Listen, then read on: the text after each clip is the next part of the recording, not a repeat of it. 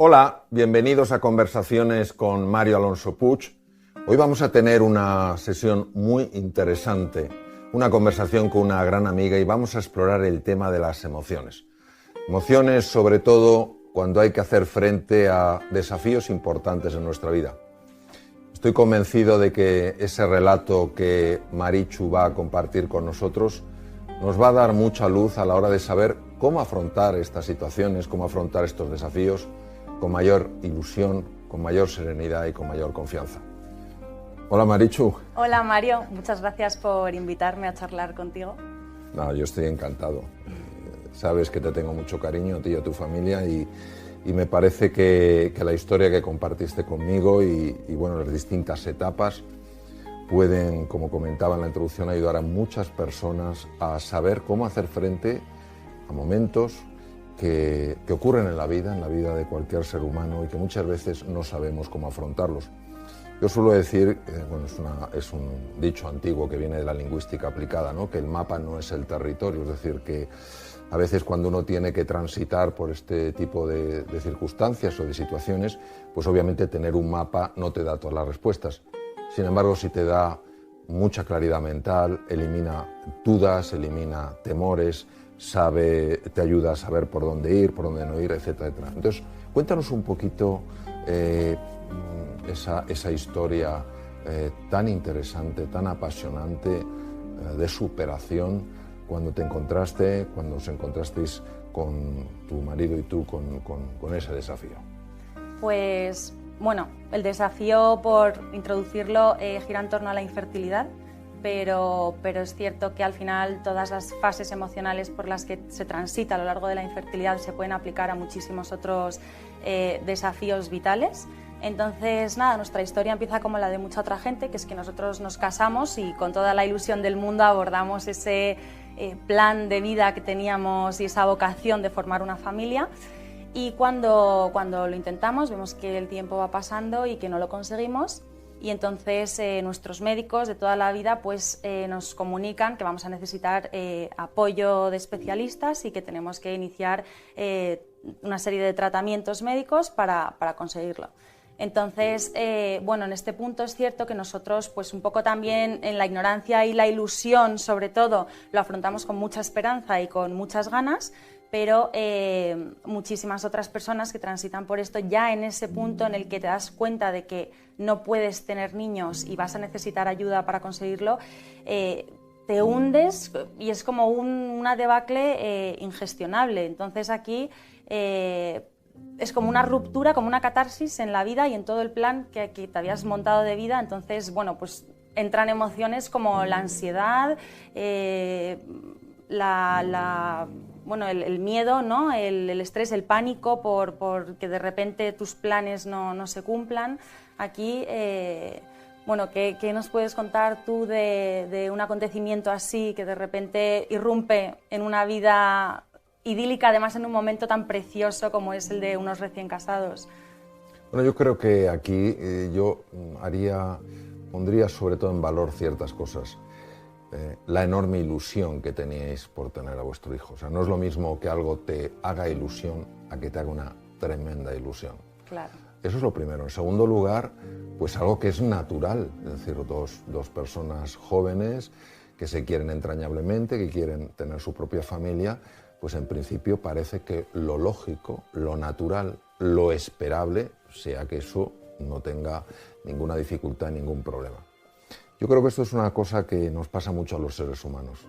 Marichu, nos enfocamos solo en lo que nos parece razonable, en lo que nos parece lógico. Lo lógico es que una persona joven pues no tenga, por ejemplo, aunque sea una situación diferente a la que estamos hablando, no tenga una enfermedad. Nos parece más lógico que tenga la enfermedad una persona pues mucho más mayor. Nos parece lógico que unas personas tan jóvenes pues puedan tener enseguida, porque lo desean ardientemente, un hijo. Nos parece más lógico que personas con edad más avanzada no lo tengan, ¿no? Y yo creo que a veces nuestra lógica sencillamente se hace añicos. Yo no diría que hay alguna grietecilla, se hace añicos. Y claro, ante esa sensación de ruptura interior, pues lógicamente nos quedamos de entrada en shock, ¿no? Y esto nos pasa a todos, ¿no? Yo en mi época de cirujano, que tuve que dar, pues lógicamente, muchos diagnósticos difíciles, pues claro, lógicamente a la persona de repente se le hace añicos su mundo, ¿no? Ahora, yo creo que hay una cosa muy interesante para explorar, que es pues como el ave fénix. El ave fénix en realidad emerge de las cenizas. Los seres humanos, aunque nos hagamos añicos, tenemos algo tan especial que puede emerger una fuerza verdaderamente transformadora. Y este mensaje, específicamente lo que tú comentas, es muy importante porque en España hay aproximadamente unas 800.000 parejas que quieren tener hijos y tienen dificultades para tener hijos. Y claro, para ellos es muy importante esa familia. Por eso a mí me gustaría, a partir de ese momento, para sacar juntos algunas reflexiones, cómo evoluciona el tema. Es decir, de repente esa ilusión por tener hijos se hace añicos. ¿Qué sucede a partir de ahí? Pues en nuestro caso iniciamos los tratamientos por recomendación médica y es verdad que a medida que se fueron sucediendo no fue bien y entonces no hacíamos más que recibir negativo tras negativo tras negativo y entonces ahí ya literalmente te encierras en una burbuja súper hermética tanto a nivel social como a nivel emocional porque es tal el agobio y el pozo negro en el que te hundes que eres completamente incapaz de afrontar nada de lo que te rodea. Entonces, es un desgaste físico súper potente, por supuesto, por la medicación y todo lo que ello conlleva, un desgaste económico también increíble porque los tratamientos son carísimos, de hecho no mucha gente se los puede permitir, y un desgaste emocional, por supuesto, horrible, porque en cada oportunidad pones toda la ilusión del mundo porque es tu bebé, o sea, al final es un proyecto que implica buscar a tu bebé, que qué sueño más legítimo, ¿no? que tener un bebé. Entonces, claro, cada vez que eso fracasa, la caída es tremenda, es brutal. Y eso pues conlleva pues, un aislamiento social bestial, tanto en parte por el tabú que hay tan enorme en torno a este tema como por el hecho de no poder gestionar embarazos ajenos o no poder gestionar problemas de amigos porque no puedes ser un apoyo en esos momentos para ellos. También el sentimiento de culpabilidad precisamente por no poder estar en esa sociedad y en esa familia porque eres completamente incapaz de gestionar lo que te pasa a ti por dentro. Entonces, bueno, la primera gran fase, digamos que es esa, que es, yo la describo como un pozo muy negro y una burbuja de aislamiento tremenda. A mí de lo que dices me gustaría extraer unas pequeñas piezas para explorar. La primera es, me da la sensación que es una sensación como de montaña rusa. En la montaña rusa subes muy alto y bajas mucho, subes y bajas. Entonces cuando uno sube a una montaña rusa lo hace sabiendo pues, que quiere esas emociones fuertes. Pero fíjate, tú hablas de que tienes muchísima ilusión. De repente no es que te baje un poquito la ilusión, es que se desploma. Y tienes que volver a retomar esa ilusión. Y de nuevo se desploma. Y de nuevo vuelves a tomar esa ilusión porque es natural, porque lo deseas ardientemente, es un anhelo y se vuelve a desplomar. Entonces, claro, llega un momento en el que describes que te vas agotando, emocionalmente, físicamente, psicológicamente. Esto es muy frecuente de ver y esto es característico de lo que se llama el estrés crónico.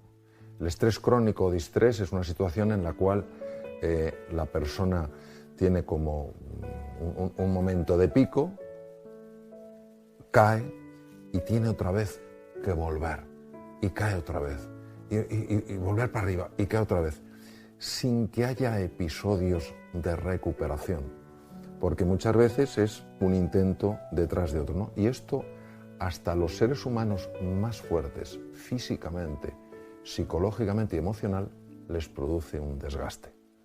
Lo que nosotros vamos a ir explorando a medida que avancemos en esta conversación, Marichu, es cómo reducir ese desgaste.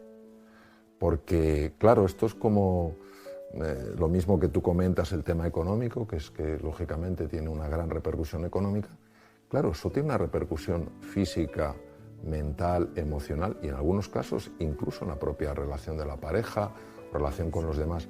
Nosotros vamos a explorar de qué manera ese desgaste lo podemos reducir. Por otra parte, hablas del desafío que implica la gestión emocional. Cuando se habla de emociones, a veces se habla de una forma muy banal. Ah, no te lo tomes tan a mal. Oh, bueno, esto ya no sé qué. Intenta. Y nos convertimos en personas que de forma muy superficial decimos a los demás cómo tienen que abordar las circunstancias hasta que nos toca a nosotros. Y cuando la emoción le embarga a uno, todo ese razonamiento intelectual, toda esa cognición apenas sirve, ¿no? Luego has comentado un tema que es muy frecuente de ver, que es el aislamiento. ¿Qué es lo que tú crees que lleva a ese aislamiento? Porque Es verdadero, con escucha activa y de verdad poniendo el hombro para que lloráramos, y se agradece que fue pues nuestro pilar, porque al final es que evidentemente la pareja, aunque sufre mucho, también estos temas y este sufrimiento bien gestionado es una herramienta muy poderosa de unión también de la pareja. Entonces nosotros es cierto que entre nosotros nos apoyábamos un montón, pero necesitas también un apoyo exterior, claro, y sin duda lo agradecimos con todo el corazón, sí, sí. O sea, eso es importantísimo. Es muy importante aquí señalar que, y aquí vamos a entrar en un tema más de fisiología, aunque no tenga una relación directa con lo que estamos hablando, pero en general, hoy se ha demostrado que cuando dos personas o varias personas están realmente conectadas, hay una liberación de una hormona llamada oxitocina. La oxitocina, que es muy conocida por su papel en el parto y en la lactación, es ahora muy bien conocida en todo lo que tiene que ver con la salud del organismo. La oxitocina, por ejemplo, es una de las pocas hormonas que puede desactivar los núcleos amigdalinos que están en el cerebro, que son responsables del miedo. En estas situaciones muchas veces hay un miedo que acompaña. También se ha demostrado que hay una rama, se llama el vago anterior, que se activa especialmente cuando las personas se sienten apoyadas. Dices, un hombro, a lo mejor un hombro para apoyarte o un hombro en el que llorar, pero no un hombro que te esté dando una teoría de cómo deberías sentirte o no. Te sientes como te sientes. ¿Por qué? Porque cada uno tiene su vida, ¿no? Es fascinante porque el vago anterior se ha visto que regula la función cardíaca, y esa regulación de la función cardíaca lleva a lo que se llama la coherencia cardíaca, la cual a su vez es capaz de estabilizar un montón de sistemas y de tejidos, ¿no? Entonces yo creo que esta es una primera conclusión, propuesta que podríamos hacer, si te parece, ¿no? Cuando te encuentres con un obstáculo en la vida, primero, recuerda que no eres la única persona que está experimentando esto. El famoso mal de muchos, consuelo de tontos, no es correcto. Es mal de muchos, consuelo de todos, pero no en el sentido que te consuele el mal de los demás, es que no te sientes tan solo, puedes compartirlo. Si yo creo que solo me pasa a mí, me va a dar vergüenza. Ah, yo soy el rarito, soy la rarita, pues no lo comparto. Entonces, primero la importancia de compartir, porque el aislamiento genera muchísima tensión, aumenta el sufrimiento y no resuelve nada. En segundo lugar, evitar ponernos a dar consejos a los demás. Es decir, podemos hacer propuestas, pero no, tú deberías estar, oye, si tal, cual, no. Porque el mundo emocional de una persona es un mundo muy íntimo y desde fuera no podemos realmente saber lo que está sucediendo. Bueno, entonces tú ya nos has abierto un espacio ahí muy interesante para entender ciertas cosas. ¿Cómo sigue avanzando la situación del tema? Pues nosotros cuando terminamos ese primer tratamiento en el que se fueron sucediendo los negativos, y una vez rompimos nuestra burbuja de aislamiento social, como acabamos de comentar, y decidimos compartirlo, lo cual nos supuso pues un apoyo enorme, decidimos intentarlo una segunda vez. Nos hicieron una serie de pruebas médicas en las cuales se descubrieron pues, que mi marido y yo éramos incompatibles genéticamente, lo cual pues, nos supuso un drama. O sea, eso fue el inicio un poco del duelo que transitaríamos más adelante, porque eso ya limitaba mucho nuestras posibilidades, pero el caso es que con pauta médica supuestamente nuestras probabilidades de éxito eran altas. Entonces lo intentamos una segunda vez, pero las oportunidades se fueron sucediendo y lo mismo, negativo, negativo, negativo. Entonces en ese momento ya llegamos a un punto de agotamiento extremo. Decidimos que nos habíamos consumido ya del todo, a nivel emocional sobre todo, a nivel físico y a todos los niveles. nos habíamos alejado mucho también de Dios, que para nosotros era importante, ¿no? de nuestra fe y de nuestras creencias. Habíamos perdido mucho tiempo de pareja de grandísimo valor, porque el tiempo que se va no vuelve, y al final la infertilidad absorbe tanto que es que todo gira en torno a eso, con lo cual la vida se consumió todo ese tiempo. Y decidimos transitar un duelo y asumir que igual había llegado el momento de reconocer pues, que posiblemente no llegáramos a ser padres nunca, y que no pasaba nada, y que teníamos la enorme suerte de habernos encontrado el uno al otro, que en la vida hay que poner más el foco en todo lo que tenemos y no solo en lo que nos falta, reencontrarnos un poco con Dios, con nuestra fe, y soltar un poco parte de esa carga y de esa cruz que cargábamos y ponerla en sus manos y confiar en que lo que tuviera que ser, será también. Y sobre todo pues dejar de compararnos con los demás y ser felices en nuestro día a día y en nuestra vida, y recuperar un poco nuestras vidas. Entonces ese fue un periodo un poco de duelo en el que crecimos muchísimo. Yo siempre digo que no he sido nunca en toda mi vida más feliz que en esa etapa. O sea, cuando decides soltar algo tan inmenso como el sueño de ser madre y recuperar tu felicidad basándola en nada y a la vez en todo, que es todo lo que tienes, pero sin ponerlo en un foco en concreto. Y nada, y en ese momento decidí abrir una cuenta de Instagram para comunicar pues todo esto, para compartir todo esto con gente que pudiera estar pasando por lo mismo. Es curioso porque hay una gran diferencia, una gran distinción entre lo que es la aceptación y la resignación. La resignación es un resentimiento encubierto y nunca te puede dar sensación de felicidad, porque tienes el aguijón ahí metido. Pues llega un momento en que te das cuenta de que, claro que para ti la maternidad, para ti y para tu marido la maternidad es muy importante, no es lo único que cuenta. Y de alguna manera había habido una absorción completa en la maternidad que se había convertido en el centro de toda vuestra vida, en el centro de toda vuestra existencia. En ese momento dijiste, bueno, claro que es muy importante, no es el centro de toda nuestra existencia. Hay muchas cosas por las que merece la pena vivir, nuestra relación, nuestro amor, nuestra salud, mil cosas, ¿no?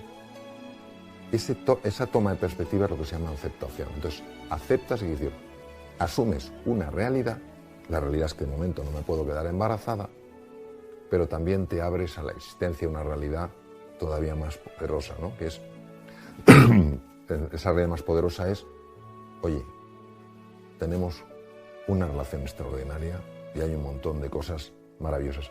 Fíjate que en ese sentido, cuando se produce la aceptación, que es la parte final del duelo, nos invade una enorme serenidad, una enorme paz interior. De esto hablaba mucho la psiquiatra suiza Elisabeth Kubler-Ross, ¿no? Que trabajó mucho el proceso de duelo. Aceptar es asumir esta realidad como una parte de una realidad mucho más amplia, en lugar de quedar totalmente atrapados en algo que puede llegar a convertirse en una obsesión que drena toda la energía, drena todos los recursos. Parece que no hay otra cosa en la vida. Y así nos puede pasar que perdamos la perspectiva de un montón de temas importantes. Has mencionado otro punto, para mí es muy relevante, para mí la vida espiritual es muy relevante, el alejamiento de Dios inicial. Cuando una persona está experimentando una situación muy dura desde el punto de vista emocional, en el proceso de duelo hay una fase que se llama la fase de la ira. Tienes que buscar algún culpable. Obviamente una persona con una fe profunda, automáticamente busca un culpable en tú que lo puedes todo, ¿cómo no haces nada? Yo suelo decir que a Dios le echamos un montón de culpas, un montón de cosas y le reconocemos muy poco. Entonces, cuando tú en ese momento aceptas la situación y aceptas que sigues teniendo una vida maravillosa, esto es muy importante porque a veces en nuestra sociedad transmitimos mensajes como si no tienes un hijo, entonces, no, por favor, o sea, una persona tiene una riqueza interior excepcional. Todo ser humano es hijo de las estrellas, hijo del universo. Entonces, en ese momento esa ira es muy evidente y también nos invita a ejercer la compasión. ¿Qué quiere decir la compasión? Que cuando una persona lo está pasando mal, por la razón que sea, no esperemos que esté en el momento más dulce, ni su conversación sea la más fluida y la más entrañable. Esperemos que esa persona, esa irritación, esa ira que tiene, que es natural por nuestra condición humana, cuando la vierte sobre nosotros, no hay nada personal.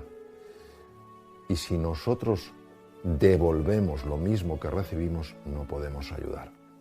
La compasión es la comprensión del dolor que está experimentando una persona, que lo expresa como puede, ¿no?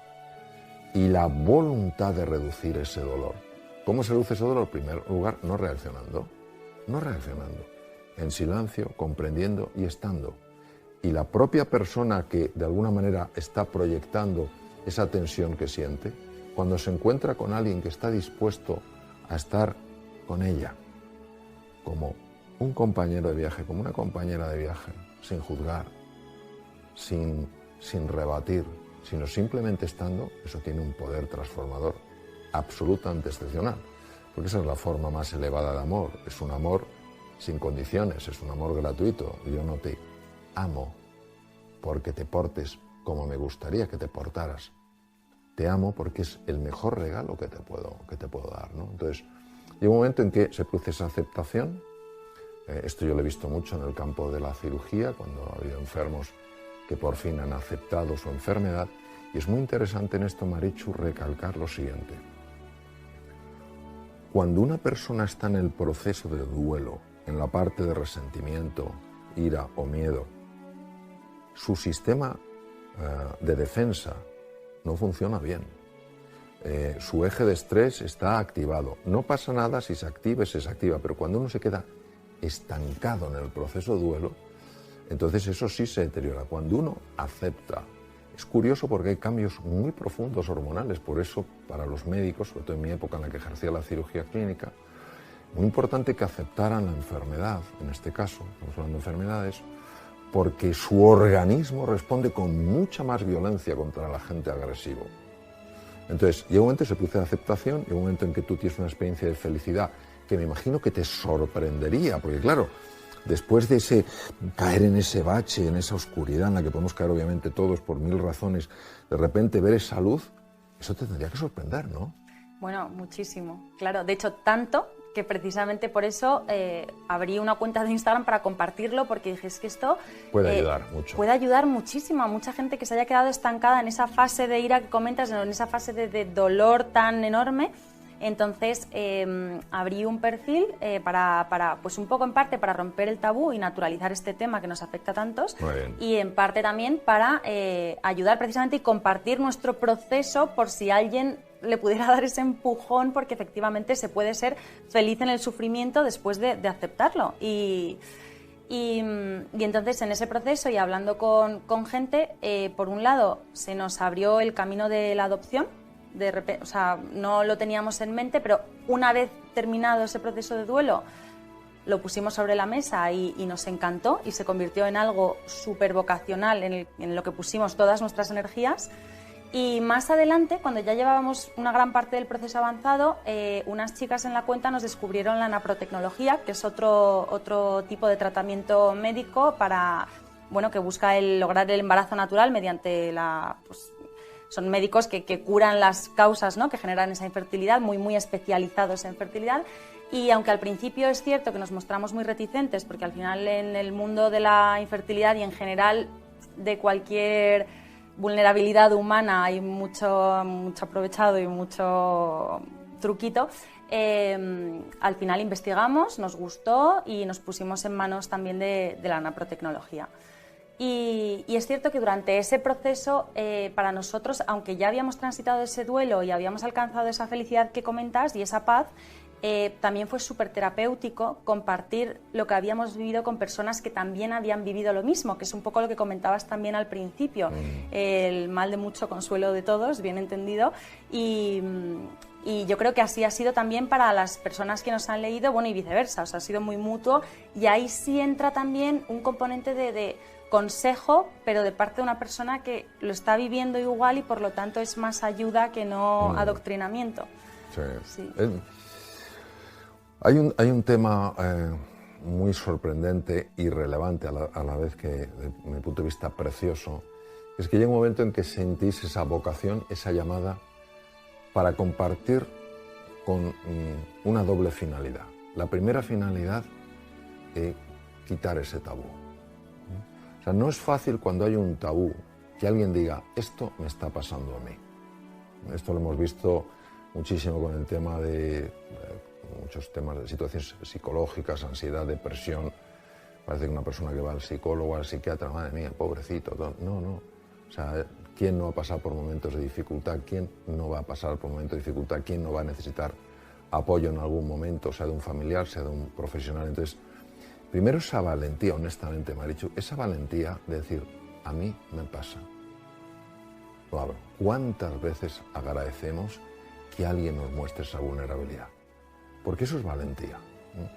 En segundo lugar, el deseo de ayudar. O sea, es como aquella persona... Yo hace muchos años participé en un evento y teníamos que recorrer 1 kilómetro por un túnel con una simple vela, muy pocos, solo se podía ir andando en las Azores.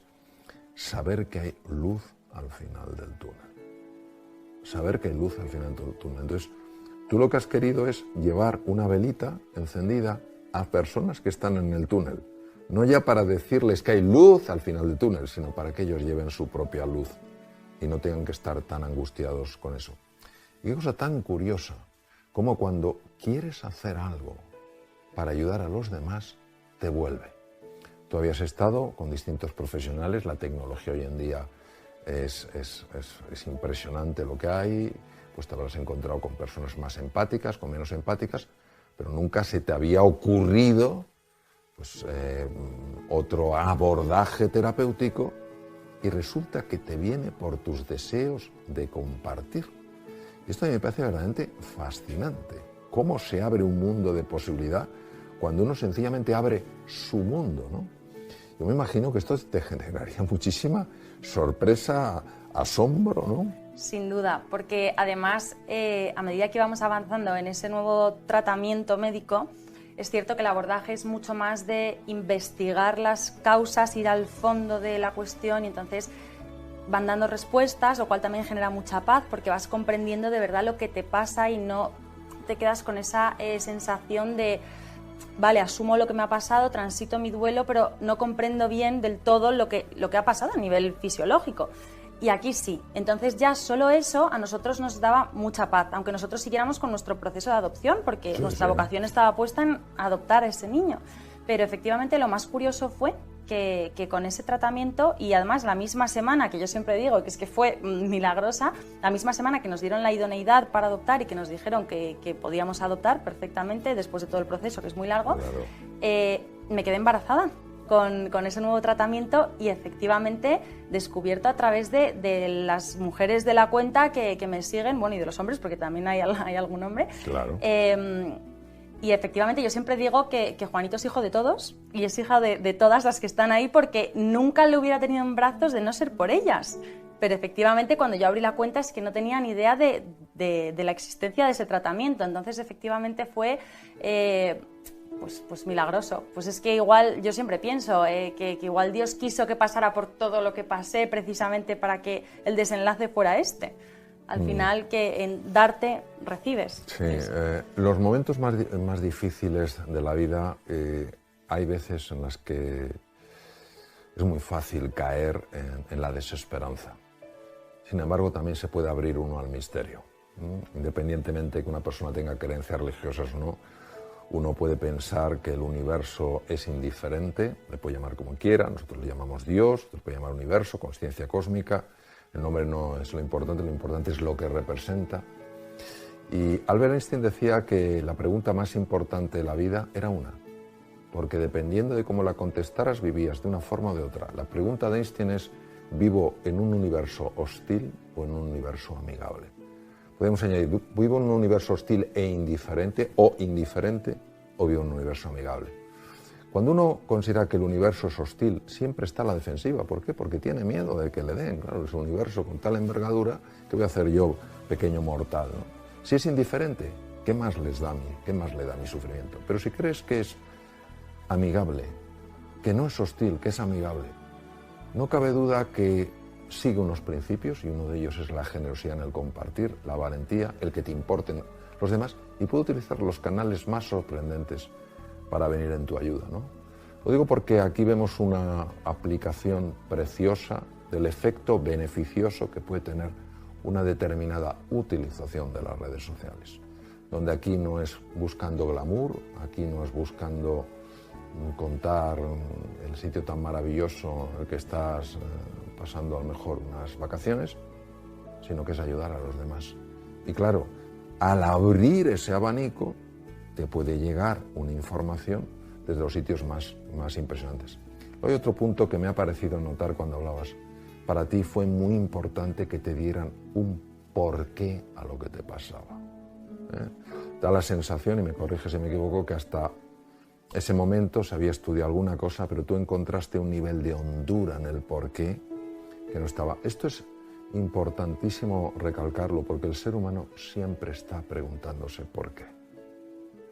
Y hay porqués que no podemos contestar, pero sí podemos decir, hay una causa, no sé cuál es la causa, seguiré investigando, en lugar de decir, bueno, hasta aquí estamos, ¿no?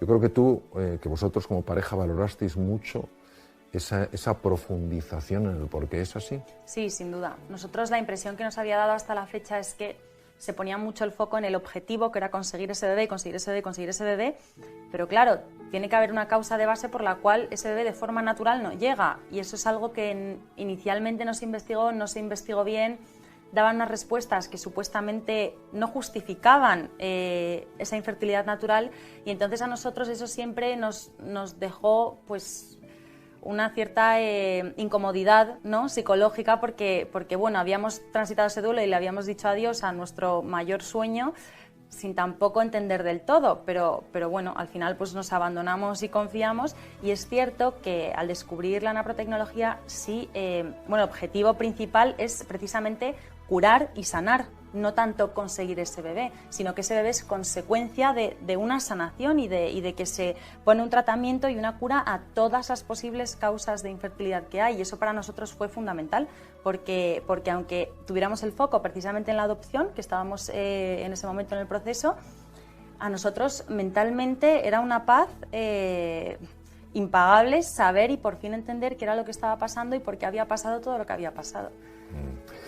Yo creo que tenemos que poner en valor, primero, que hay muchísimos profesionales en el campo de la reproducción asistida que son de primer nivel y ofrecen distintos tipos de abordajes.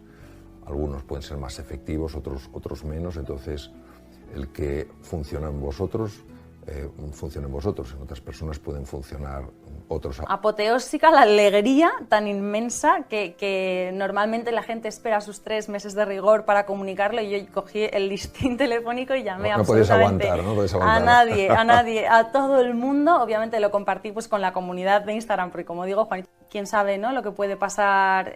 Supuestamente estamos curados, pero claro, como ya hemos vivido todo lo que hemos vivido, el miedo a volver otra vez a caer en lo mismo, y ya no solo que las cosas vayan mal, sino a dar como marcha atrás.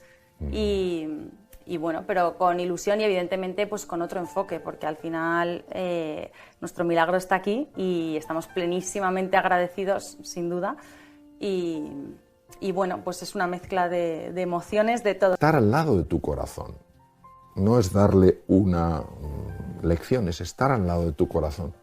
Entonces se hicieron muy amigas porque no se sentían solas, es el problema de la soledad. Y unos, creo que fue